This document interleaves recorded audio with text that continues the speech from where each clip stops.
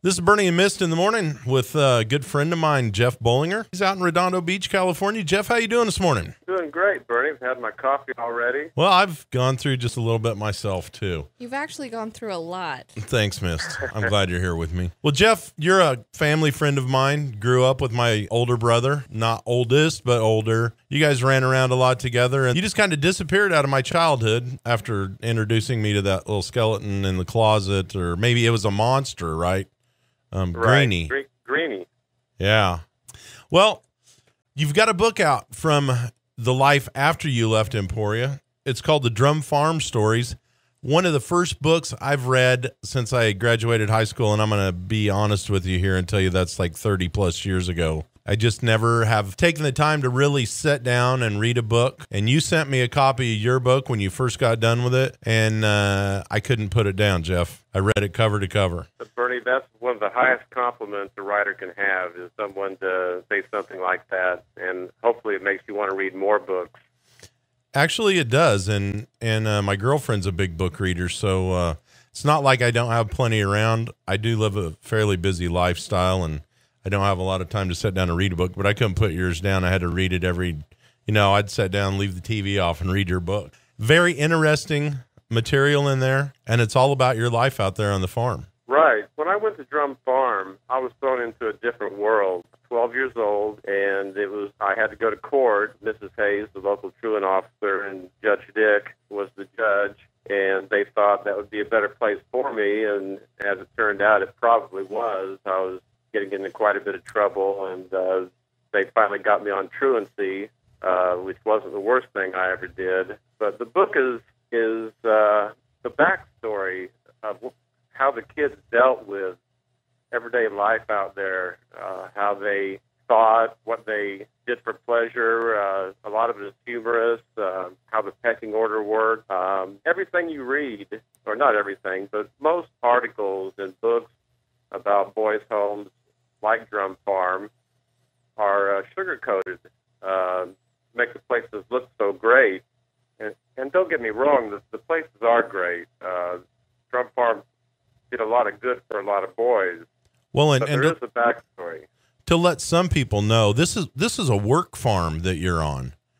And by saying work farm, you guys just didn't go hang out and play Xbox all day. You raised all the food that was consumed, whether it be a vegetable or whether it was a meat product or a dairy product. You guys produced it on the farm. You were part of it from daylight to dark, were you not? No, that's true. Even boys, there were boys out there as young as 6 or 7 years old, and they worked 8 hours a day farm work, just like the older boys. And as you know, the 1960s was a different world, and being on a work farm for boys was like a different universe. You had to adjust, you had to learn, and you had to learn quick. Yeah, and you didn't have a lot of recreation. I mean, let's take it back to the 60s, and a lot of people can't relate to this, but most of the forms of recreation we had back then were footballs and baseballs, and, there was no sitting in front of a television set playing video games. That hadn't come around yet. No, there were no video games, but we did play a lot of sports. Right. We had a gym, and we played basketball, baseball, and football. And we had other games we played. On the weekends, we worked a half a day. So we had Saturday afternoon and Sunday afternoon to pretty much do whatever we wanted, roam the farm, play in the creeks, pick up games. So no matter what situation you find yourself in, boys will always find a way to have fun. Exactly, or find mischief, one or the other, huh? Well, of course, yeah. Smoking cigarettes out behind the barn, and a lot of other things. Misty's sitting over here trying to laugh. She's envisioning that, I can tell. I found an interest in your mode of transportation out there on the farm. The big green bus. Oh yeah, we called it the pickle. And whenever we had to go somewhere, like once a year, we'd go to the dentist. And everybody load up into the pickle and head to the dentist. I tell you what, that was a time of year that I dreaded. Oh, I imagine. I remember you guys saying like you went in off the pickle one at a time, and you kind of cringed as the other boys walked onto the bus. Right. Yeah, see who had work done and who didn't. You had a tooth drilled out there. There was no Novocaine. That's not good to me. No. I had 3 teeth drilled while I was out there, and that was 3 too many.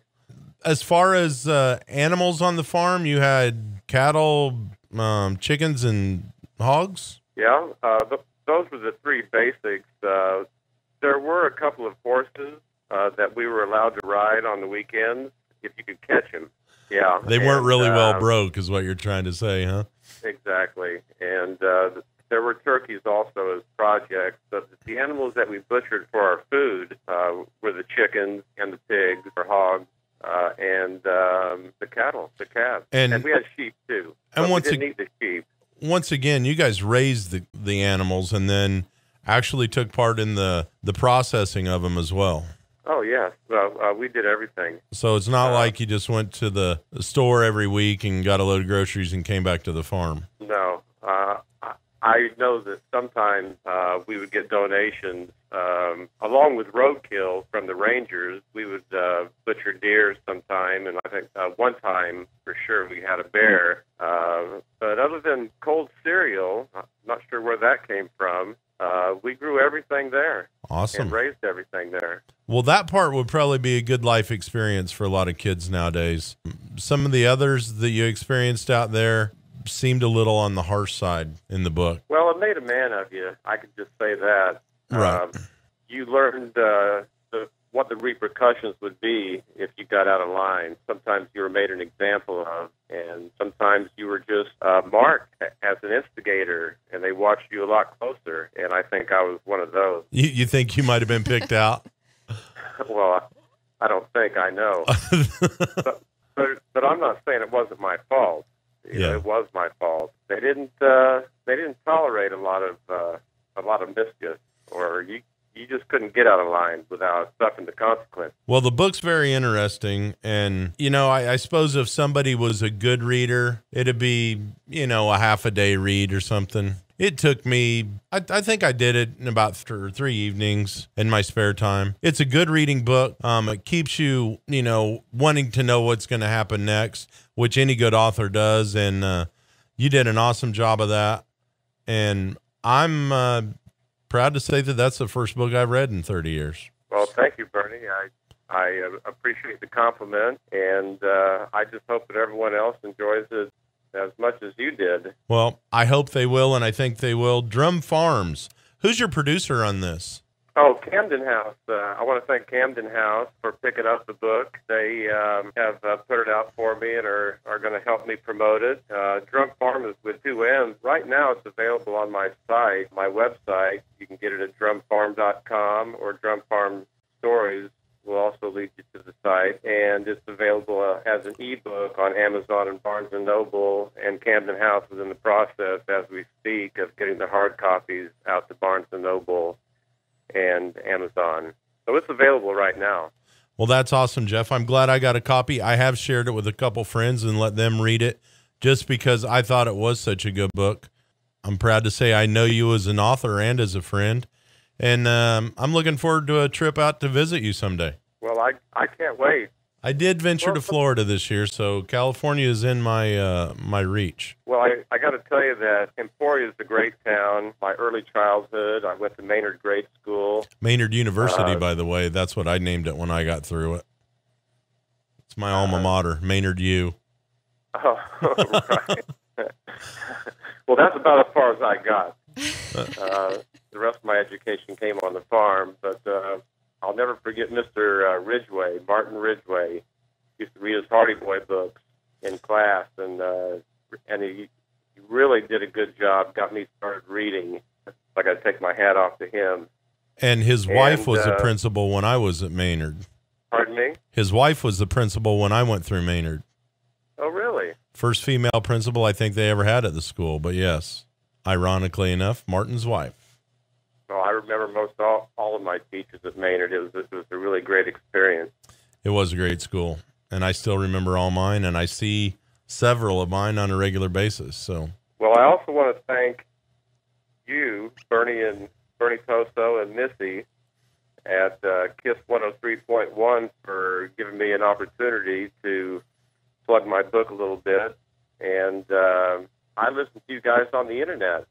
I guess you know that anybody in the United States can go to KISS 103.1 and find your site and listen live. That's right. They can do it anywhere in the world. www.kiss1031.net. Check us out. It's our homepage. Get on there.